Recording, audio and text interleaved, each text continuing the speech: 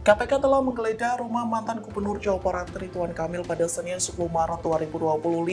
Selesai penggeledahan tersebut, Ridwan Kamil pun berpeluang diperiksa KPK. Dikutip dari Tribunnews.com, hal itu disampaikan juru bicara KPK Tessa Mahardika pada Selasa 11 Maret.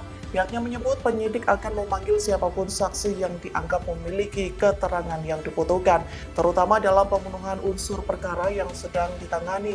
Sementara sebelumnya Ketua KPK Setio Buryanto mengungkap alasan KPK menggeledah rumah Ridwan Kamil. Adapun penggeledahan itu untuk memastikan ada tidaknya kaitan Ridwan Kamil dengan dugaan kasus korupsi bank daerah. Selain itu, penggeledahan ini juga bertujuan untuk membuat terang kasus korupsi bank daerah.